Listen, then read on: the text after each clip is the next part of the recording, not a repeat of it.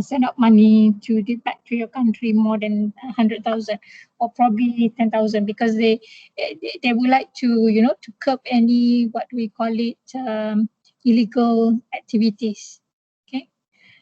Now you got to be careful when you do your investments. Okay, because the most common one will be the money laundering. Money laundering is quite common. Maybe you did not realize it. Maybe you realize it. That is the, you know, the so-called money laundering, and so on and so forth. So that is why we do need the financial system.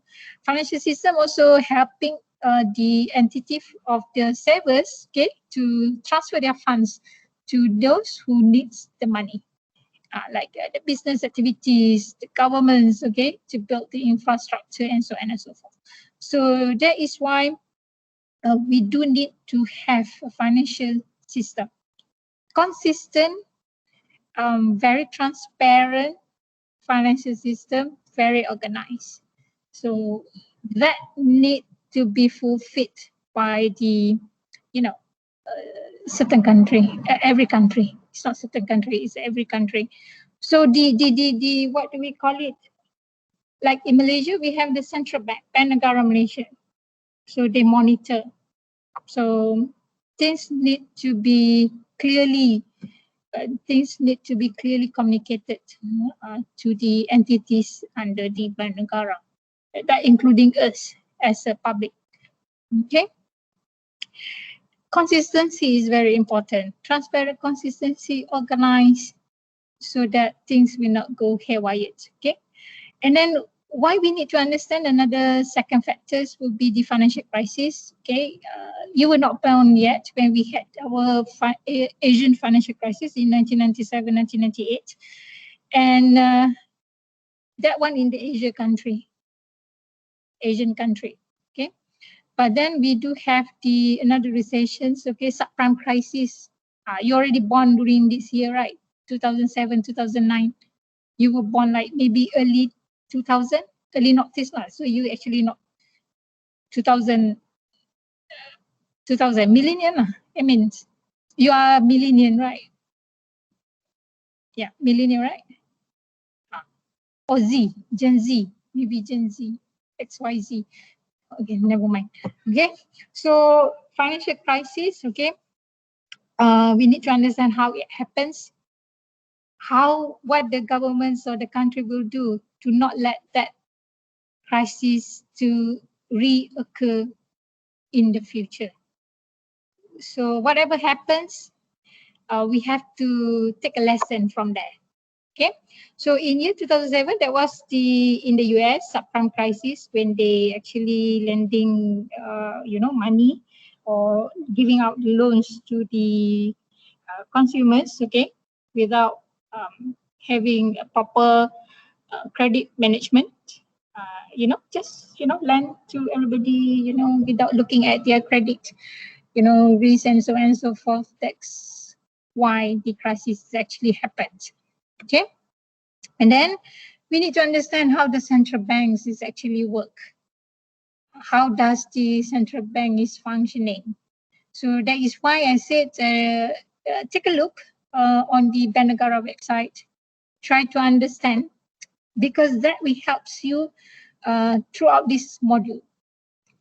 Because we're going to learn one topic, central bank, but basically that particular central bank, the one that we're going to learn is actually based on the US market, but the implementation will be about similar for every single country. It's just that probably, there's some certain ruling might be different. Okay, so this is the things that we have to keep abreast by looking into the website. If you feel free, you can always go and visit the Bank Negara, such a very nice place over there. They have a very nice cafe, but I'm not so sure whether they open during the MCO or not. But have a look, take a look, go there.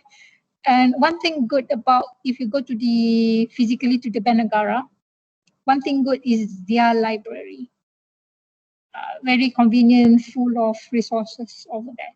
So if you need to to get some information which is not available at the university, you can always go there. You can in fact borrow books or whatever information that you would like, reading journals, all the publications over there, that is actually worth it for you to spend some time over there. Okay, go there. And then we have the international financial systems. Of course, we are not living in this world alone. We have how many countries in this world? This is how many countries? Anyone knows in this world? Okay, figure out that one. Okay, because why we need the international financial system? We know that there will be capital flows from one country to another country. There will be a transaction, exporting, importing, with this kind of new platform of doing business, right? So definitely we need to have a very consistent and very what do we call it, established international financial system, especially when it comes to the exchange rates, how it has been implemented. Okay, we need to understand the capital control, the one I said just now, one of the way in order for you to repatriate your money, how much will be the what do you call it, amounts allowed by that particular government. Okay, so you need to understand that. It's not like a matter of if you travel to one country, then you want to bring as much as possible back, to your own country. You have to understand the system, the capital control over there. So it will be different from one country to another country. And the role of agencies, especially the IMF, International Monetary, Fund, IMF. So last time when the crisis happened in 1997, 1998, so there's numbers of companies, Thailand, Indonesia, in order to curb or to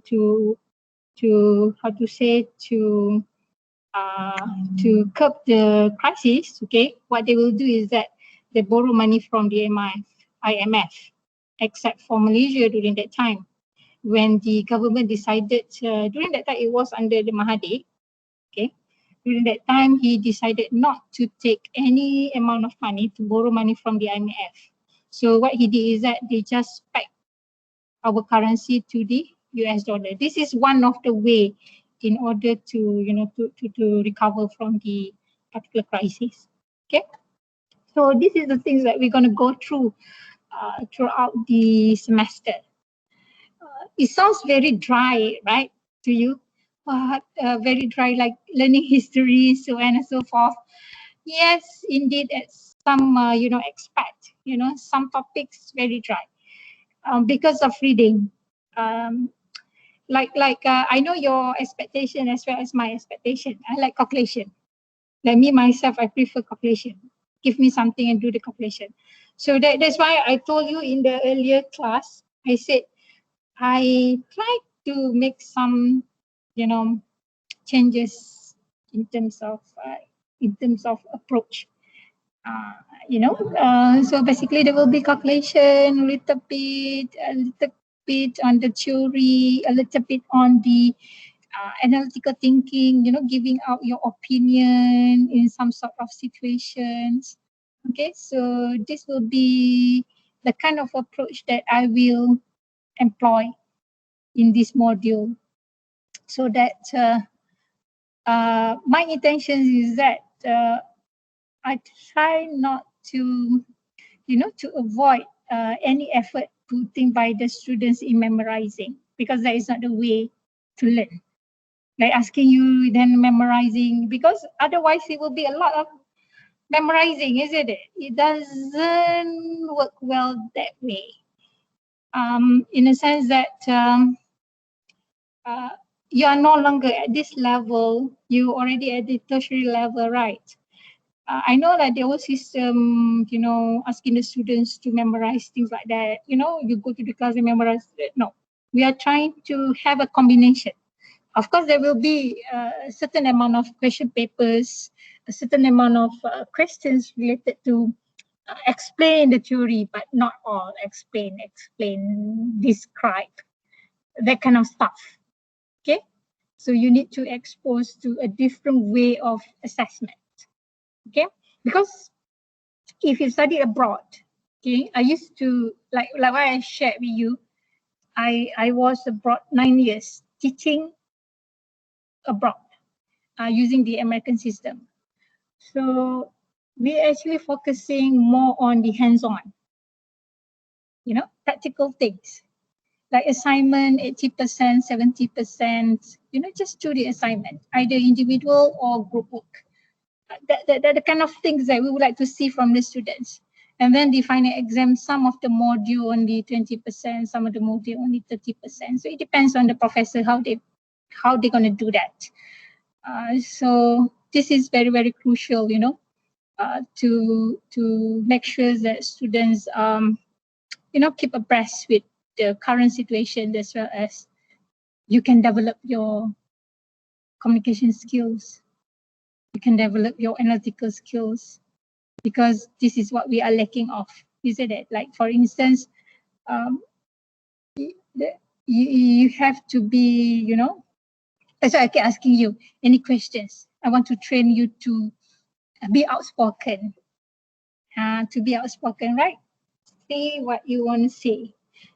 With me can, because I'm very open-minded. I'm very open-minded kind of person. Remember when I said when you are preparing your assignment, I would like to see more on your opinion. That's why I allocate more marks on that. It's fine. Okay. So because in education, in everything, we have to be very, very open-minded. Okay. And then on top of that, okay, back to the why we study financial institutions. We have another, bear in mind that when it comes to the financial institution, it's not only about the banking industry. We're not talking about banking industry alone. We do have like insurance company, mutual fund company, pension fund company. We do have everything here. Okay, we do have the hedge fund company. Very seldom to hear hedge fund company in Malaysia. Hedge fund company, but if let's say in other countries, Singapore, and Hong Kong, US, UK, they do have the hedge fund company. Financial innovation, okay, this is why the idea of fintech exists. You should explore the fintech, because this is one of the most recent financial innovation which is happening now. Like what you said just now, crypto, right? All those kind of stuff. So these are the things that you should explore. Maybe you just invest some, some token of money inside there. It's up to you. Leave it to you. Life is about, keep doing different things. In the sense that, but you have to bear in mind, like, it's not a matter of you keep doing different things, but you have to, when you do investment, the risk is always there. Okay? The risk, whatever you're doing, the risk is always there. It's just a matter of whether you're willing to take the risk or not. At a very young age, do whatever that you think is the best for you. Explore new things. Okay? And then, of course, in one financial institutions, there we have one department, which is to focus on the risk management alone. Risk management is not only in these institutions. In our own personal life, we must have like how you can manage the risk. Like when you are investing, how you going to manage your risk. So this is what we call as the risk management. Okay. Then, okay, this one, okay. How we study financial market institutions, okay. Of course, you will be exposed to models, okay, how the central banks works later on. I think in week 3 or week 4, we're going to learn about the central bank and the Federal Reserve. So we're going to see the flow, how the central bank and the Federal Reserve works. So this is the model that you're going to be exposed. You're going to be exposed to a lot of model. When we are studying the bank management, so definitely we're gonna do how they we're going to practice the T account, you know, for that particular bank, because you have to understand that the financial statements in the banking industry will not be similar to the other organizations. Okay, how they treat their asset and liability is totally different. Okay. And then if you read the textbooks, okay, if you flip through the textbooks, of course, there will be one column is about the practicing manager, how the manager managing the whatever, you know, situations. Like say, if you study about the bond market, then they will expose to you the real world. They will give you a situations, then you can read through what happened and how they manage this kind of stuff. Okay. And then, of course, you can understand or learn through the case study, application and numerical example, the one that I'm going to include as well. And then in your textbooks, they do have the special interest boxes. That means that they give you a so-called case study for you to read through. That is actually what this number 3 is actually implied. And then we have like hundreds of end of chapters problems that you can address. You can work on it. Let's say if that particular topic doesn't have calculations, so the questions definitely will be all theory. The first few weeks, of course, it will be theory. The first few weeks will be all theory. Okay, so don't fall asleep. Okay, don't fall asleep. And then where exercise, I'm not going to use the Pearson My Finance Lab because in order for you to use the My Finance Lab, we have to be in the lab.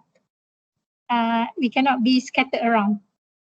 Okay, and somebody from the Pearson will come and teach us how to use the My Finance Lab. Actually, My Finance Lab has been employed for quite some time already. When I was with University Malaya last time, it was in year, can't remember what year already. It was before 2009. Yeah, 2007, 8, 9, about in 2009, we already employed the My Finance Lab. So basically, it's good to have My Finance Lab because we can run the exam, quizzes, midterm using the My Finance Lab. But we do need to have a lab in order for you to do so. So maybe this is not appropriate for the time being to have this kind of My Finance Lab. Okay. Okay, and then nothing much left. Yeah, we're done. It's just that yes. Is there any questions? I think somebody would like to ask any questions. Okay, chapter summary. Basically, I summarize everything. So what we learn, actually this chapter 1 is an introduction to what you're going to learn throughout your semester. That's what I can say. What you're going to learn about financial institution, you're going to learn about the financial market, you're going to learn about the bond market, stock market, foreign exchange market, mortgage market, and then you're going to learn about banking industry, and so on and so forth. That's it, nothing much from the chapter 1. But of course, okay, we do have a so-called tutorial. Okay, let me open the tutorial. You can see what I'm sharing, right? Can see, right? Even now? Okay. So basically, this is our tutorial. Oh, the questions I put over here to make your life easier. Or not this one.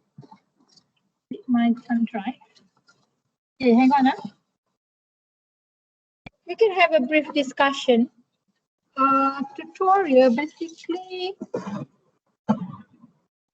I believe that from what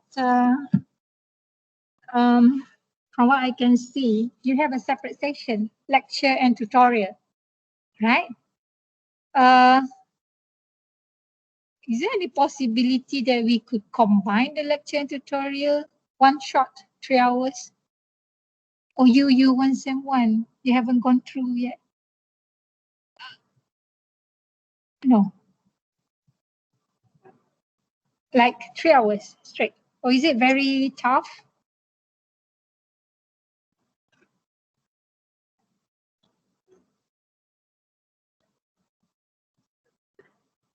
You need a break.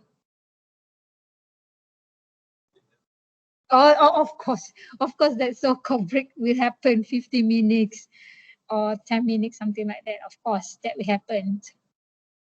Or you prefer something like this, like 1.5 hours, and then after that you go and have your lunch, and then after that you come back.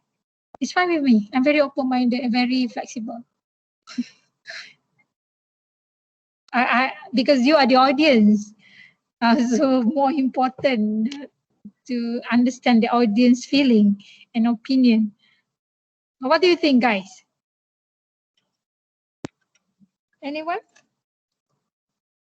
Anyone online, virtually? Oh, it's not a good idea at all.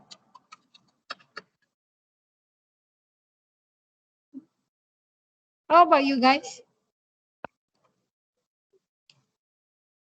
Okay, never mind. You can think it over. If you think that that is not a wise idea, then we stick to the original plan. Okay? No worries. You just let me know. Do we have like a so-called, how you communicate? Do you have a WhatsApp group with the instructor, with the lecturer, or